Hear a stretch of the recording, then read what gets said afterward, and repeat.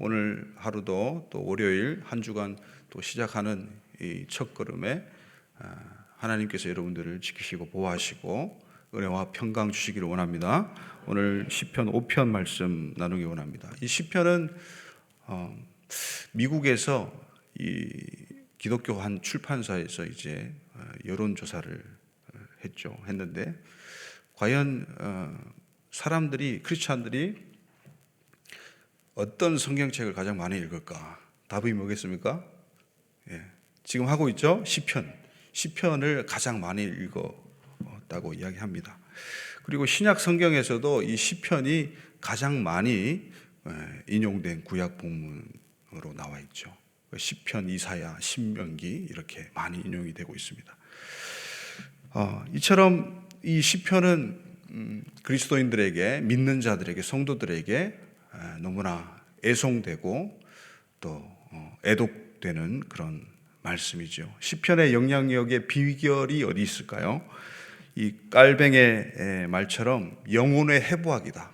그러니까 사람의 영혼을 다 파헤쳐 놓는, 숨길 것 없이 다 파헤쳐서 그 민낯까지 다 들추어내고 그것이 하나님의 찬양으로 변하는 과정들을 담고 있는 것이기 때문에 그런 것 같습니다.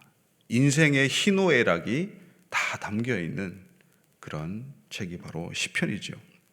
이 시편은 어려운 환난과 공고를 당해도 그것에 굴하지 않고 하나님을 신뢰함으로써 찬양하는 책이라고 할 수 있겠습니다. 시편은 5권으로 되어 있죠. 여러분 아시듯이 5권으로 분류되어 있는 것은 이 토라, 모세오경 5권이죠. 그 5권의 버금가는 형식으로 그렇게 최종 편집자가 그렇게 이제 묶어 놓았던 것이죠. 이 시편은 마치 그렇습니다. 사람의 반응을, 사람의 기도를, 이 사람들의 탄식을 기록했지 이게 어떻게 하나님의 말씀이냐 이렇게 의아함을 가질 수가 있겠죠. 그러나 이 시편은 인간의 반응으로서 그냥 하나님께 올려드리는 찬양으로서 끝나는 게 아니라 이 시편은 곧 하나님의 말씀인 줄 믿으시기 바랍니다. 시편이 곧 토라이고 시편이 곧 하나님의 계시의 말씀인 것이죠. 이 시편은 히브리어로 한번 따라해 주실까요? 자, 새벽에 정신 한번 들게끔. 자, 테힐림. 한 번 더 테힐림. 테힐림이라고 합니다. 테힐림은 테힐라에서 나왔는데 그 테힐라는 또 할랄이라는, 여러분 잘 아시는 할렐루야 아시죠? 할렐루야가 할랄이라는 찬양이라는, 찬양하라 하다라는 말에서 나왔습니다. 그래서 테힐림이라고 하는데요. 이 찬양들을 여러 가지 150편이나 넘는 아주 많은 양의 찬양들을 이제 묶어 놓은 것이 테힐림, 이 시편이 되겠습니다. 근데 이 유사한 단어가 있는데요. 테필림이라고 있습니다. 테필림, 테힐림, 테필림. 테필림은 뭐냐면 기도입니다. 기도. 테필림은 기도들을 이야기해요. 이 테필림은 테필라에서 왔는데 테필라는 이 할랄처럼 팔랄이라는 단어에서 팔랄. 이 팔랄이 이제 기도하다는 말인데 오늘 2절에서도 기도하나이다, 주께 기도하나이다 이 뜻이 이제 팔랄에 해당이 됩니다. 그래서 이 기도와 찬양은요 뗄래야 뗄 수 없는 관계예요. 여러분 기도하다가 찬양 나올 수가 있죠, 그죠? 어떤 또 영적인 대가 목사님은 그렇게 이야기합니다. 최고의 기도는 찬양이다, 그렇게 이야기합니다. 그리고 곡조 없는 찬양이 기도고, 곡조 없는 찬양이 기도고, 곡조 있는 기도가 또 찬양이다, 그렇게 이야기도 합니다. 이 예수님께서 요한복음 10장에서 그런 말씀을 하십니다. 요한복음 10장 34절 한번 말씀 같이 읽겠습니다. 시작. 예수께서 이르시되 너희 율법에 기록된 바 내가 너희를 신이라 하였노라 하지 아니하였느냐. 아멘. 여기서 너희를 신이라 하였노라 이 말씀은 시편 82편의 말씀이에요. 근데 이것을 시편이라 안 그러고 예수님께서 직접 율법에 기록된 바, 율법, 이 토라라고 이야기를 합니다. 그러니까 토라는 모세 오경이 이제 아주 적은 의미지만은, 좁은 의미지만은, 토라는 성경 전체를, 또 저희 이제 크리스찬들은 신약 전체를, 신구약 전체를 다 토라, 하나님의 교훈, 가르침으로 받을 수가 있겠지요. 이 토라는, 모세 오경은 하나님의 법을 제시합니다. 하나님 나라의, 그 하나님 왕국의 법을 제시하고, 이 선지서, 우리가 아는 선지서는 이사야부터 출발하지만은 원래는 그렇지 않습니다. 여호수아부터 출발합니다. 역사서가 따로 있지 않아요. 역사와 계시, 그 예언의 말씀이 같이 버무려져 있기 때문에 유대인들은 히브리 경전은 원래 세 가지로 분류하는데, 토라와 두 번째는 느비임, 선지서에 해당하죠. 선지서 여호수아부터 말라기까지 해당합니다. 그리고 이제 시가서, 성문서라고 하는 케투빔, 이 세 가지로 분류됩니다. 근데 이 세 가지는 예수님께서도 인정하신 그 성경의 분류법입니다. 자, 우리 한번 누가복음 24장 보실까요? 누가복음 24장 44절 시작. 또 이르시되 내가 너희와 함께 있을 때에 너희에게 말한 바 곧 모세의 율법과 선지자의 글과 시편에 나를 가리켜 기록된 모든 것이 이루어져야 하리라 한 말이 이것이라 하시고. 아멘. 여기 예수님께서는 부활하신 모습으로 제자들에게 그렇게 가르쳐 주시는 것이죠. 모세의 율법과, 토라죠, 선지자의 글과, 그죠, 느비임이죠, 예언서죠, 이 시편, 시가서, 성문서를 가리키죠. 이렇게 3단으로 구별하시는 모습을 보게 됩니다. 그런데 이것들이 다 누구를 가리키고 있다고요? 무엇을 가리키고 있다고요? 방금 읽으셨는데 예수님을 가리키고 있습니다. 할렐루야. 우리가 흔히 시편이 이제 짧고 또 읽기가 좋고 또 너무나 감동적이고 위로가 돼가지고 성도들이 이제 애독을 하죠. 좋아하죠. 이게 나에게 하시는 말씀이다. 어쩜 내 이야기를 이렇게 이 시인이 풀어놓았을까? 정말 놀랍다. 내 이야기다, 내 이야기다, 내 말씀이다 하는데 결국 잘못되면 이 중심이, 말씀을 읽는 중심이 내가 돼버리는 거예요. 여러분, 어떤 말씀이든 간에 신구약 전체가 다 예수님을 가리키고 있는 줄 믿으시기 바랍니다. 예수 그리스도와 하나님의 나라를 가리키고 있는 거예요. 나의 왕국과 나를 가리키는 게 아니에요. 그래서 시편도 여전히 하나님의 왕국과 예수 그리스도를 그렇게 잘 예언하고 묘사하는 책이 또 따로 없을 정도로 정말 놀라운 책이 시편입니다. 그런데 이 시편은 탄식의 시가 참으로 많습니다.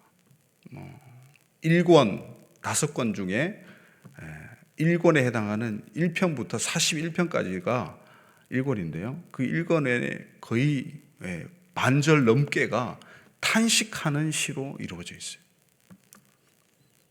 분명한 이유가 있는 것이죠. 그리고 5권이죠. 5권. 제일 끝에 5권은 107편부터 150편까지를 5권이라고 하는데요. 그 5권은 반절 이상이 다행히 탄식이 아니라 찬양으로 마무리되고 있는 것이죠. 그래서 탄식과 찬양, 이것이 짝이 이루어질 것 같지 않은데 짝으로서 시편에 그렇게 배열되어 있다는 것이죠. 탄식시가 많은 이유가 무엇일까요?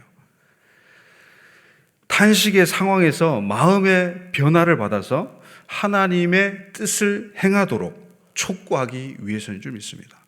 긍정적인 내용의 찬양들이 많습니다. 또 찬양시도 있고 감사시도 있고 지혜시도 있고 여러 가지 종류의 시들이 있습니다. 시편에는. 그런데 이 모든 긍정적인 이 찬양의 시들, 지혜시들, 감사시들은 찬양시들 뒤편에 위치되어 있습니다.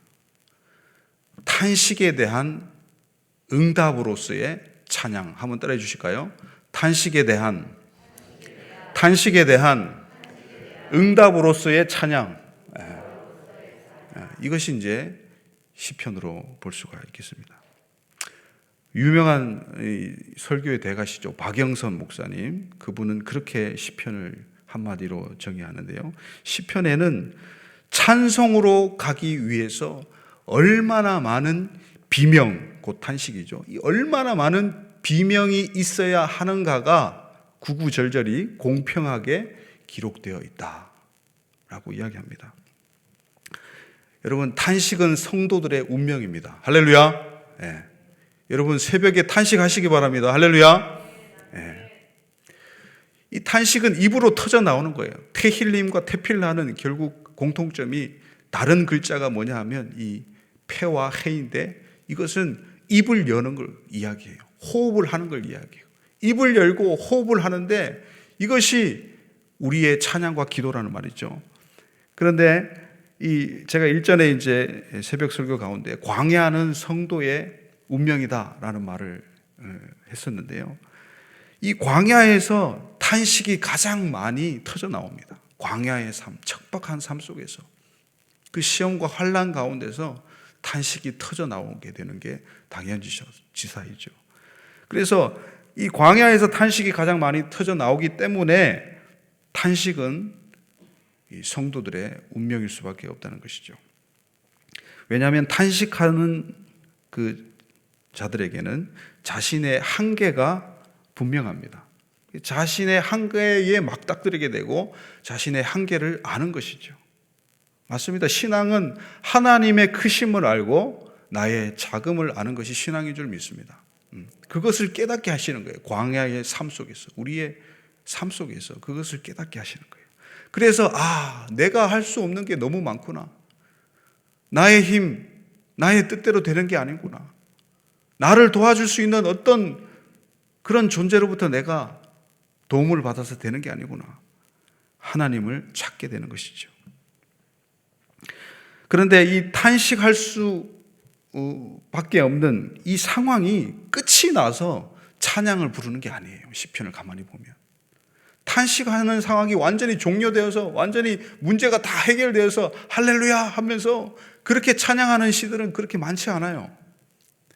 여전히 탄식 가운데 있으면서도 하나님께서 말씀해 주신 그 언약을 붙잡고 찬양하는 것입니다. 할렐루야. 그 언약을, 말씀하신 언약을 신실하게 이루실 우리 주님을 바라보면서 찬양하는 거예요. 여전히 탄식 가운데 있는 것입니다. 성령도 우리의 연약함을 아시나니, 우리 로마서 말씀 8장 말씀 잘 아시죠? 그죠? 우리가 마땅히 기도할 바를 알지 못하나, 그죠? 오직 성령이 말할 수 없는 탄식으로 어떻게 합니까? 우리를 위하여 친히 간구하시느니라. 할렐루야. 성령께서 오늘 새벽에 여러분 안에서 여러분 영과 함께 탄식하는 귀한 새벽 기도가 되기를 주님의 이름으로 축원드립니다. 탄식하며 우는 자는 생명을 얻게 됩니다. 하나님의 응답은 하나님의 마음을 공유하는 것이에요. 그래서 하나님 자체를 주시는 것이에요. 그런데 탄식을 해야 되는데 이 무엇에 탄식하는가가 중요합니다. 자기 자신을 위해서 탄식할 수가 있어요. 탄식에도 여러 종류가 있는 것이죠. 내가 내 뜻대로 안 되기 때문에 탄식을 하는 거예요. 내 욕망대로 내 삶이 진행되지 않기 때문에, 내 자존심이 짓밟히기 때문에 탄식이 나오는 거예요. 더 얻지 못해서 더 얻으려고 탄식하는 거예요. 와, 그때 그 아파트 사는 건데. 탄식하는 거죠. 내 아들은 왜 저럴까? 내 남편, 내 아내는 왜 저럴까? 탄식이 나오는 거예요. 내 뜻대로 되지 않으니까. 그런데 그런 탄식을 성경이 이야기하는 게 아니에요. 자, 우리 에스겔서 9장 말씀 한번 보시겠습니까? 에스겔서 9장 4절 말씀 시작. 여호와께서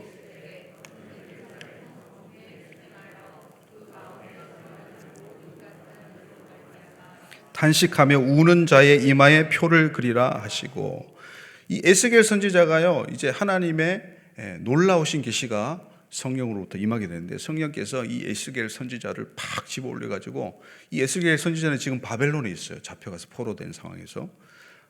이 바벨론에 있는 에스겔을 성령께서 끌어올려서 예루살렘에 데려가십니다. 그래서 예루살렘의 모습들을, 성전의 모습들을 보여줘요. 참혹한 모습들을. 여전히 아직까지 무너지지 않고 있는 그 성전에서, 에스겔 시대 때 이제 무너지게 되는데, 이 에스겔이 성전을 바라봅니다. 성전 안에서 어떤 끔찍한 일이 벌어지느냐. 분명히 하나님을 경배하기 위해 지어놓은 성전이에요. 하나님을 경배하기도 해요. 그러나 성전 한쪽 방에서 장로들이 모여서, 사람들이 모여서 남무스를 섬겨요. 태양신, 이방 신들을 섬겨요. 성전 벽에다가 이상한 짐승들, 이상한 신들의 형상을 그려놓고 있어요. 그걸 보게 하시는 것이죠. 그래서 또 환상을 보는데 어떤 사람이 나타납니다. 천사로 보이는 이 먹을 이 잉크를 가지고 나타났죠. 그래서 예루살렘 성중에 돌아다니면서 그 사람이, 그 천사가 사람들의 이마에 표를 그려요. 표를 그리는데 어떤 사람의 이마에 표를 그리냐 하면, 그 예루살렘의 그 타락을, 그 죄악을 보면서 탄식하는 자들의 이마에 표를 친단 말이에요. 그리고 그 탄식하는 사람들 표를 치고요, 그 표 받은 사람들은 구원을 얻게 되고 나머지 사람들은 다 심판을 당하게 돼요. 그 내용들입니다. 그래서 탄식하며 우는 자는 생명을 얻게 되는 것입니다. 할렐루야. 탄식에도 종류가 있다고 말씀드렸죠. 악한 탄식이 있고요, 나를 향한 탄식이 있고요, 그 다음에 선한 탄식, 의로운 탄식이 있습니다. 크게 두 가지로 나눌 수 있게 되죠. 여러분들 이 새벽에 의로운 탄식 하시기를 바랍니다. 세상의 그 죄악 때문에, 나의 죄악 때문에 탄식하는 거예요. 사도 바울도 오라 공고한 사람이로다, 내가 죄인 중에 괴수다라고 탄식하지 않습니까? 죄에 대해서, 나의 죄에 대해서, 이 세상의 죄에 대해서 탄식하는 것이죠. 왜냐하면 하나님께서도 그것을 보시고 탄식하시기 때문입니다. 그래서 하나님의 마음을 공유하고 싶으신 거예요. 오늘 시편 5편에서도 마찬가지입니다. 탄식이 터져 나옵니다. 그래서 이 시편 기자는 다윗은 그렇게 이야기합니다. 여호와여, 나의 말에 귀를 기울여 주시옵소서. 나의 심정을 헤아려 주시옵소서. 이 나의 심정은 나의 이 탄식에 어린 이 중얼거림이라고 이야기할 수 있겠습니다. 심정이란 말이 직역성경에는 중얼거림, 나의 중얼중얼 되는 거죠. 이 탄식 때문에 그냥 입이 있을 수가 없는 거예요. 닫고 있을 수가 없는 거예요. 내가 부르짖는 소리를 들어 주시옵소서. 주께 기도하나이다. 내가 부르짖는 소리는 도움을 청하는 소리예요. 한계에 부딪힌 거죠. 다윗을 둘러싼 수많은 악인들이 다윗을 해하려고 할 때 다윗은 한계에 부딪힌 거예요. 그리고 하나님께 부르짖는 것입니다. 자, 첫 번째 한번 따라해 주시겠습니까? 하나님의 살아계심 때문에 성도는 기도한다. 아멘이십니까? 네. 하나님이 살아계시기 때문에 기도를 할 수가 있는 거예요. 우리의 기도의 대상이 눈이 있어도, 귀가 있어도, 입이 있어도, 그렇게 우상을 만들어 놔도 보지 못하고 듣지 못하고 말하지 못하는 우상에게 우리가 기도하지 않습니다. 형상은 없으나 살아계신 하나님께 우리가 기도하는 줄 믿으시기 바랍니다. 우리 출애굽기 3장 7절 말씀 보시겠습니까? 시작. 여호와께서 이르시되 내가 애굽에 있는 내 백성의 고통을 분명히 보고 그들의 감독자로 말미암아 부르짖음을 듣고 그 근심을 알고 내가 내려가서 그들을 애굽인의 손에서 건져내고 그들을 그 땅에서 인도하여 아름답고 광대한 땅, 젖과 꿀이 흐르는 땅, 곧 가나안 족속, 헷 족속, 아모리 족속, 브리스 족속, 히위 족속, 여부스 족속의 지방에 데려가려 하노라. 아멘. 이것은 7개 동사가 나와요, 이 본문 가운데. 그래서 하나님께서 죽은 신이 아니라 살아계시는 하나님을 완전히 표현하는 굉장한 말씀이에요. 첫 번째가 따라합시다. 이르시되. 하나님은 말씀하시는 분이십니다. 할렐루야. 두 번째는 따라합시다. 보고. 하나님은 다 보고 계십니다. 여러분들의 삶을, 여러분들의 심장의 그 깊은 폐부까지, 영혼의 깊은 폐부까지 다 감찰하시는 분이신 줄 믿으시기 바랍니다. 세 번째는 듣고, 하나님께서는 들으시는 분이십니다. 할렐루야. 우리의 신음소리, 우리의 중얼거림, 우리의 연약함, 그 모든 소리들을 하나님께서 들으십니다. 그리고 그 근심을 알고, 한번 따라해 주십시오. 알고, 하나님께서 아시는 분이십니다. 할렐루야. 그리고 애굽인의 손에서 따라합시다. 건져내시는 구원의 하나님이십니다. 할렐루야. 그리고 그 땅으로 따라합시다. 인도하시는 분이십니다. 건져내고 끝이 아니라 그냥 무책임하게 건져내고 끝나는 게 아니라 끝까지 인도하시는 분이십니다. 할렐루야. 마지막으로 데려가려 하노라.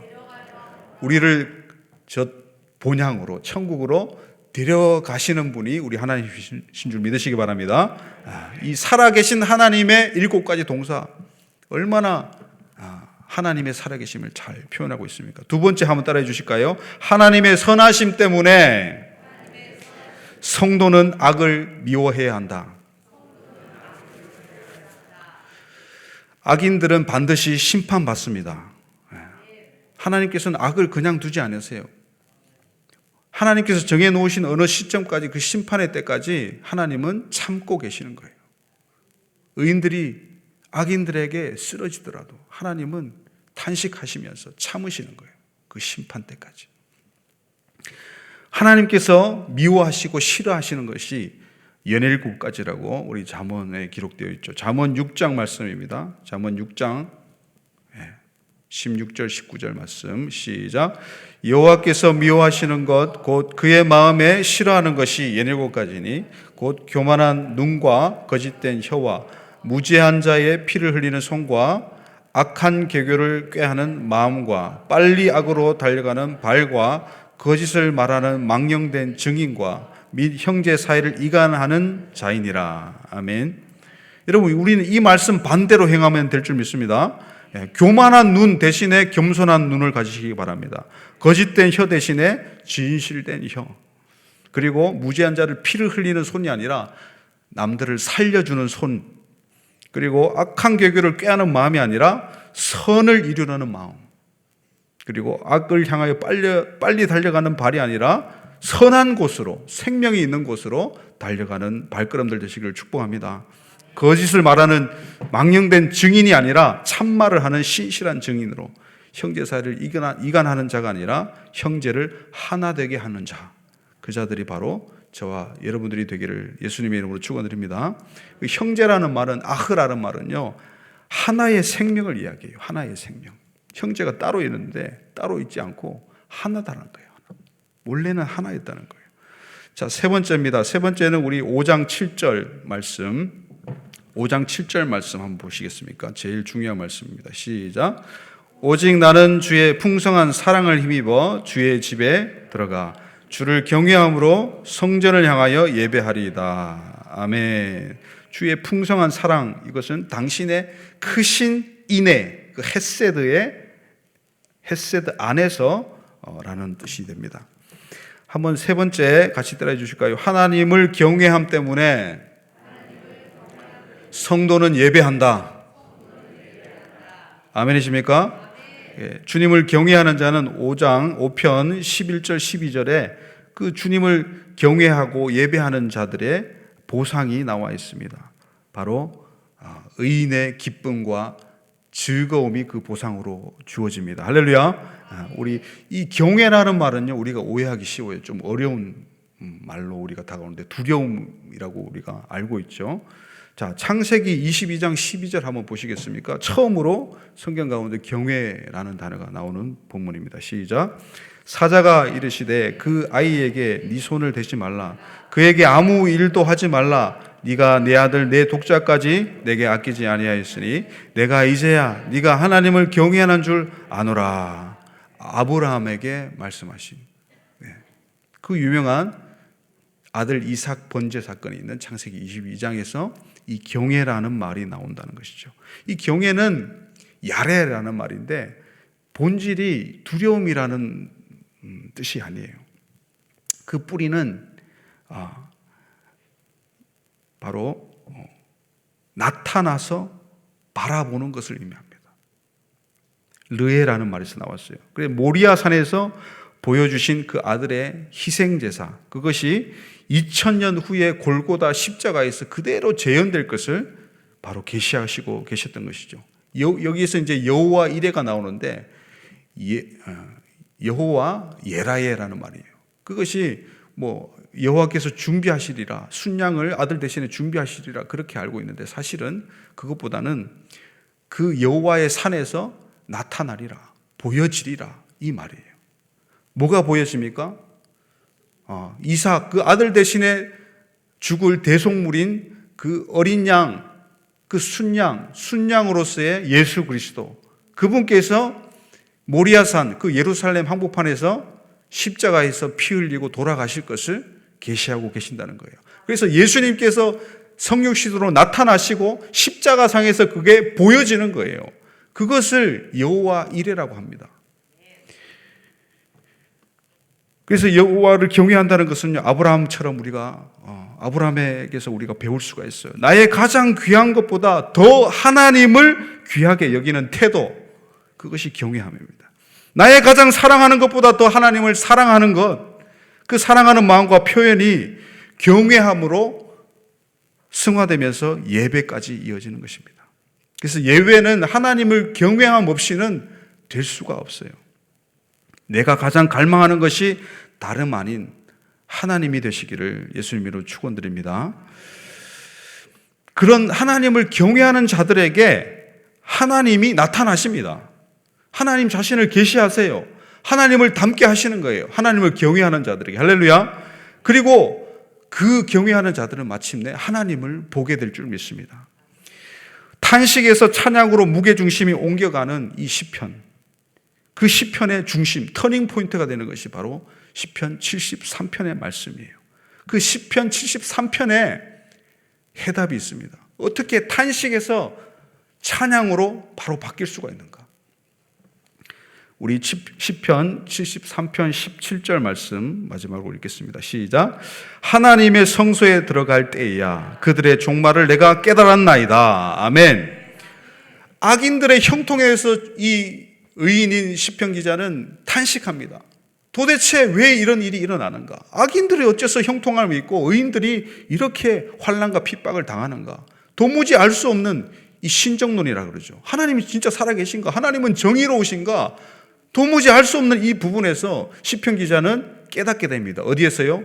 주의 성소에 들어가서, 할렐루야, 주님의 성전 안에 들어가서 하나님을 예배할 때에 하나님께서 계시해 주심으로 말미암아서 깨닫게 되는 인생의 비결을 여러분 깨우치시기를 바랍니다. 성전에서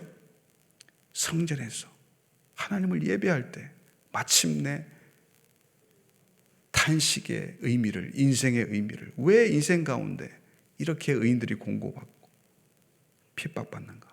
왜 우리에게, 성도들에게 탄식이 있는가? 이것을 하나님은 깨닫게 하세요. 그리고 악인들의 종말에 대해서 알게 되는 거예요. 그리고 시편 기자는 73편에서 그렇게 얘기합니다. 주의 교훈으로 나를 인도하시고 후에는 영광으로 나를 영접하시리니 하늘에서는 주 외에 누가 내게 있으리요 땅에서는 주밖에 내가 사모할이 없나이다. 여러분, 탄식이 찬양으로 바뀌는 거룩하고 복된 반전의 인생 되시기를 예수님의 이름으로 축원드립니다. 이 새벽에 여러분 탄식하십시오. 의로운 탄식을 하시기 바랍니다. 여러분, 그 탄식이 여러분들을 찬양으로 이끌 줄 믿습니다. 자, 우리 기도하시겠습니다. 하나님 아버지 감사합니다. 오늘 시편 기자의 탄식을 통해서 하나님의 비밀을 깨닫습니다. 하나님을 찬양하는 그 밑바탕이 바로 탄식의 인생이 되는 줄 믿사오니 우리네 탄식이 어려진 이 인생들 가운데 주님께서 찾아오시고 들어주시고 응답하여 주셔서 여전히 우리 가운데 탄식이 있지만, 우리 가운데 여전히 문제가 있지만 그 문제 너머에 있는 하나님의 언약의 완성을 향하여, 하나님 나라를 향하여 그 말씀을, 언약의 말씀을 붙잡고 주님을 바라보며 나아갈 때에 우리의 탄식은 찬양으로 바뀔 줄 믿사오니 성령께서 우리 안에서 탄식하여 주시옵소서. 우리의 영이 의로운 탄식을 하게 도와 주시옵소서.